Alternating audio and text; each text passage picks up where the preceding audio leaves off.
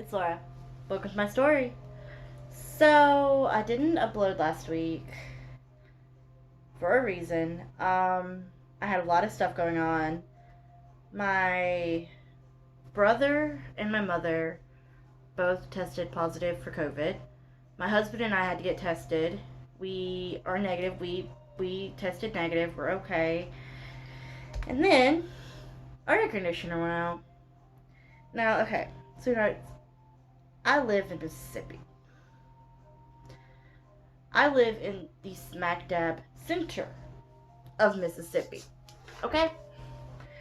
So when I say it gets hot in this state, I'm not kidding. Because it's not just the heat we have to deal with, it's the humidity.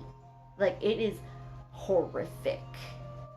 It will be like 85 degrees, which is normal, but it feels, the feel of it is over 100. Like the other day, I went to Walmart. From the 3 to 5 minutes it took me to get from the door, walking out of Walmart, to my truck, put my things in my truck, and get back into my truck, I had a sheen of sweat. It took less than 5 minutes. That is how hot it is in Mississippi right now. So you can imagine being inside a brick house with no air conditioning and it's 80 something degrees in here inside. It was horrific. It was terrible. What? Oh, you just want to make an appearance, that's why. You just want to make an appearance on camera. I also, okay. Okay. There we go. Okay. I also got a new bookcase, which I'm very happy about. As you can tell, my desk is a little less cluttered. So I'm very happy. Thing is, I was able to leave a space on the top shelf open because I actually have another thrift book haul coming in. I probably won't put it on here. I'll do a TikTok when it comes in. I did get a couple of books, but they're already on my bookshelf. I don't feel like taking it down. But I left about a foot on the top shelf open because I do have those books coming. Let's put it this way. It's already full.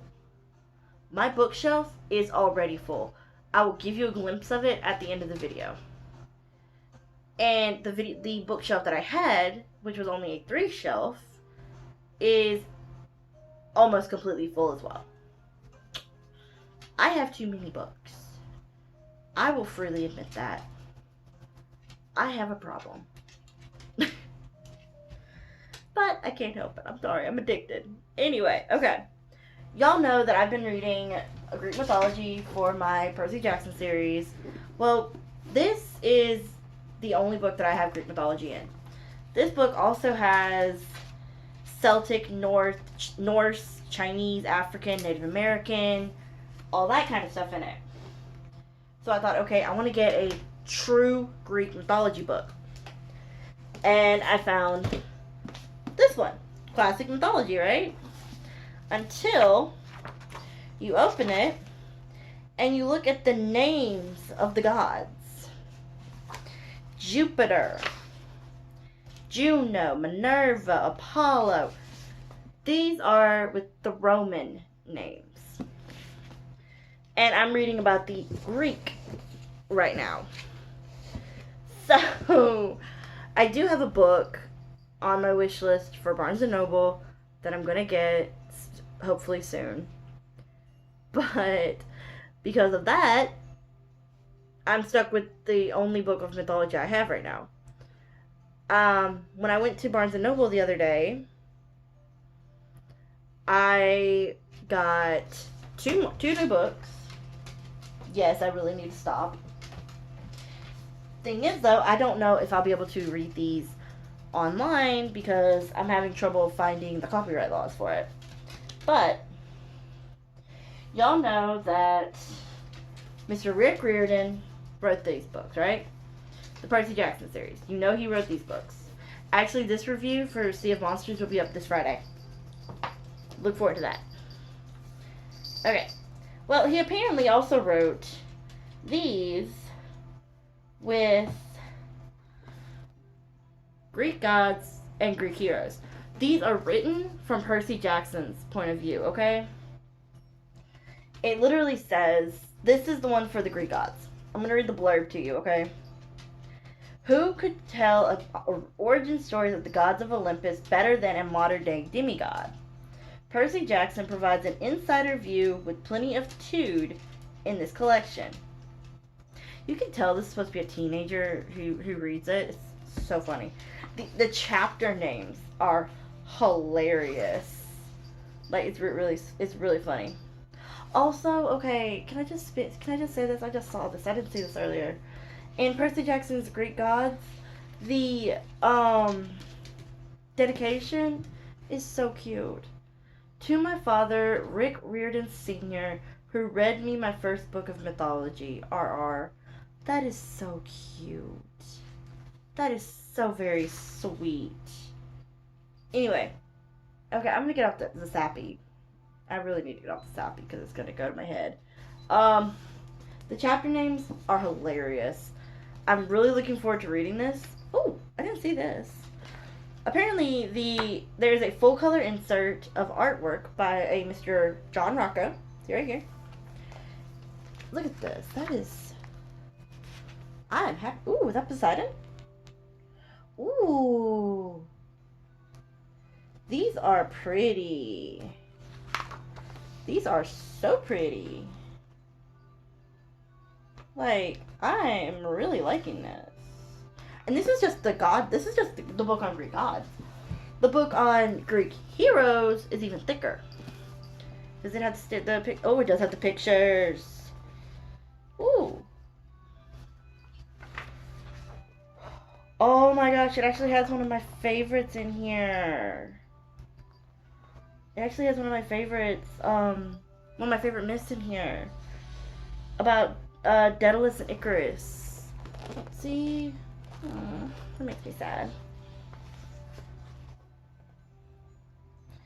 And if I remember correctly, you read about you actually learn about Daedalus in which one is it? I don't think it's the Titan's Curse. I think it's the Labyrinth. Yeah. Hold on, I'm gonna reach over here and grab the book. Books. I'm gonna grab 2 books. Yeah, the next one for me to read is The Titan's Curse, one of my thrift books book. And then, yeah, Battle of the Labyrinth. This is, I think, the one that Daedalus comes into. Yeah, also one of my thrift books. So, I'm actually getting the rest of the Percy Jackson series from thrift books. So, I'm excited. Anyway, today, I'm just going to go ahead and get into the story. I've been rambling for a few minutes now, and I need to stop. I need to read the story. Well, the story I'm going to read today is the Cyclops. What? You see this paw? Do you see this? Also, my cat has claimed the top corner of my new bookshelf. I can't put anything up there. She's going to knock it right off. The joys of animals. Off. Thank you. Mia, down. Mia. Thank you. No. Yeah. It's like a child. She did just turn 2, though. So, she's technically 14. Off. Go lay down. Go lay down. I say go lay down. She lays down right at my feet. Lovely. Anyway. Okay. Obviously, by the picture on the cover, you know about the Cyclops. That Percy has Percy, and them have to fight. So, the story we're gonna read is the original story where you meet that Cyclops. It is the name of Polyphemus. Polyphemus. Yeah, that's it. Polyphemus. Where Odysseus meets him. I need to look something up real quick. I'll be right back. Okay, sorry. Had to do a quick little Google search. Odysseus is not a demigod. He was fully human. He was blessed by the gods. Had to check that out. I wasn't sure, and I forgot to check it before the start of the video. I'm sorry. Okay, this video is about 10 minutes long now. This is not a long story. I'm going to go ahead and read it.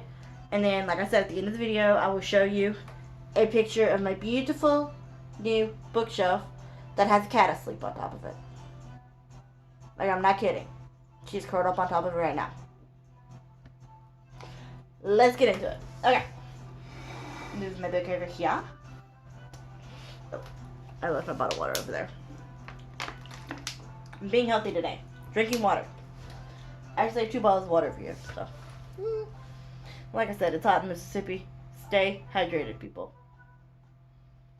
Okay. The Cyclops. Odysseus and his men sailed until they were forced to stop for food and fresh water. A small island appeared in the distance. As they drew nigh, they saw that it was inhabited only by goats, who fed on the succulent sweet grass which grew plentifully across the terrain. Fresh water cascaded from the moss-carpeted rocks and tumbled through the leafy country. The men's lips grew wet in anticipation of its cold purity. As they clambered aboard shore, the fresh air filling their lungs, the men felt once more, and when they discovered in their travels, felt whole once more. And when they discovered in their travels an inviting cave filled with goat's milk and cheese, they settled down to feast. Their bellies groaning and faces pink with pleasure, Odysseus and his men settled back to sleep on the smooth surface of the cave, warmed by the hot spring that pooled in its center, and sated by their sumptuous meal. They were awoken abruptly by heavy footfall, which shook the ground with each step. Eyeing each other warily, the tired men stayed silent, barely alert, but overwhelmingly fearful. Into the cave burst a flock of snow-white sheep, and behind them the frightful Polyphemus, a Cyclops with one eye in the center of his face.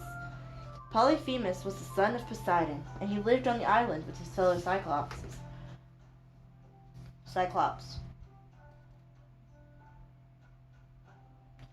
Okay.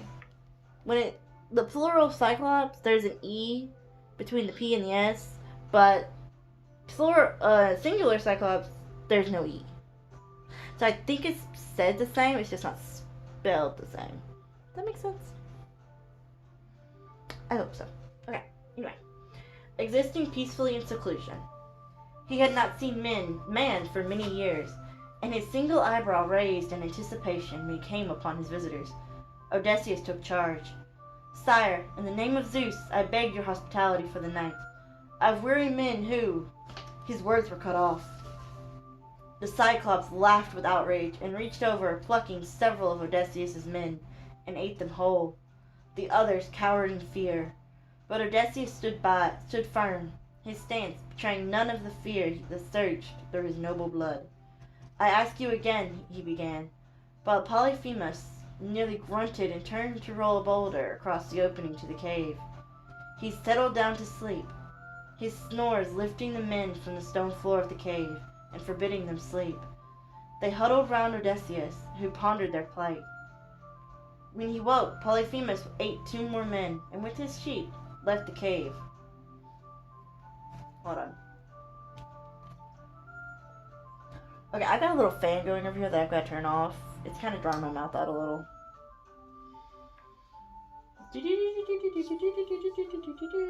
Carefully closing the door on the anxious men. They moved around their prison with agitation, wretched with fear. It was many hours before the Cyclops returned, but the men could not sleep. They waited for the sound of footsteps. They sickened at the thought of their inescapable death. But the brave Odysseus feared not. His cunning led him through the maze of their predicament, and carefully and calmly he formed a plan. He was waiting when Polyphemus returned, and sidled up to the weary Cyclops with his goatskin of wine.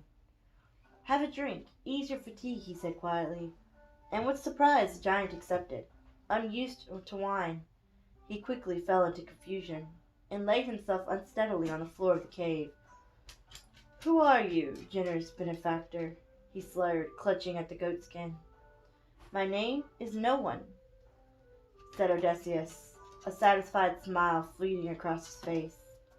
"No one," the giant repeated, and slipped into a deep slumber, his snores jolting the men once more. Odysseus leapt into action. Reaching for a heavy bow of olive wood, he plunged it into the fire and molded its end to a barbed point. Lifted it from the fire with every ounce of strength and versatility left in his depleted body. He thrust it into Polyphemus' single eye and stepped back out of harm's way. The Cyclops' roar propelled him through the air, momentarily deafening him. The men shuddered in terror, shrieking with terror. Shuddered in the corner, shrieking with terror as the giant fumbled wildly for his torturers, grunting and shrieking with intense pain. Soon his friends came running, and when they inquired the nature of his trouble, he could only cry, "No one has blinded me," at which they returned, perplexed, to their homes. The morning came, cool and inviting, and hearing the sheep scrambling at the door to get out to pasture, Polyphemus rose. Feeling along the walls, he found his boulder, and moved it. A smug look crossed his tortured features. He stood outside the cave, his hands moving across the sheep as they left. "You cannot leave this cave. You cannot escape me now," he giggled with mirth at his cleverness. But his smile faded to confusion and then anger when he realized that the sheep had exited and the cave was now empty. The men were gone. Odysseus and his men laughed out loud as they unstrapped themselves from the bellies of the sheep, and racing towards their ships, Odysseus called out, "Cyclops, it was not No One who blinded you, it was Odysseus of Ithaca."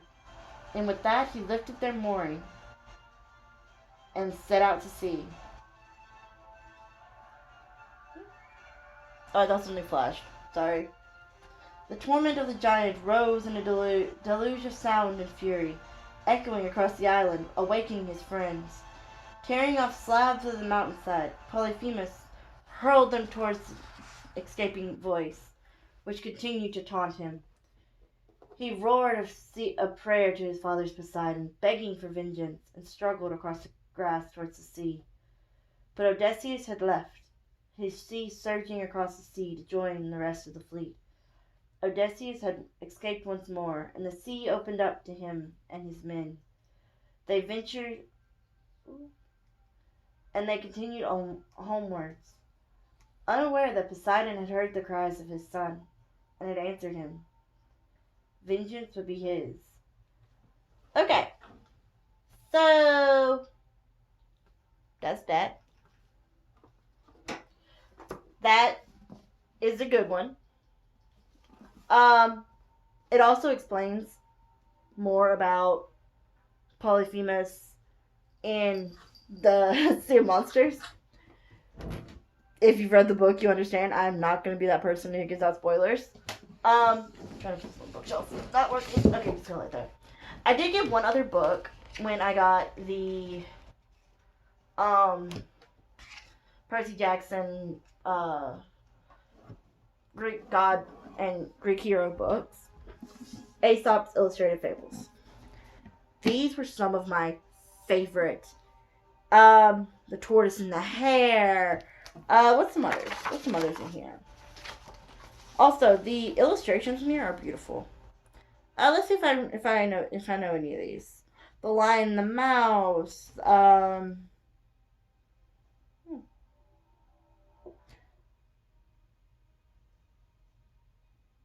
Okay, some of these I might not be able to read just because of the name of them.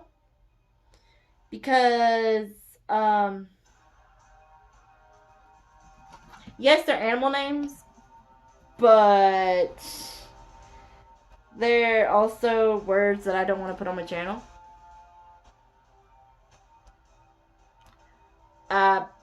So, yeah. So that might not be read on my channel. those stories might not be. I will read other stories. My book stand. Anyway, okay.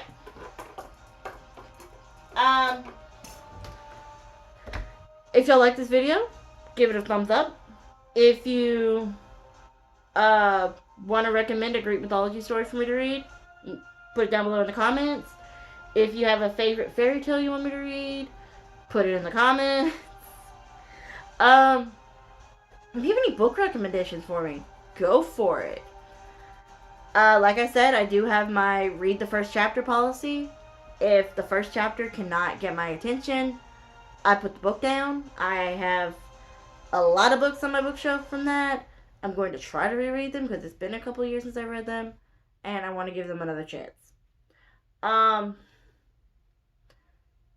is about it.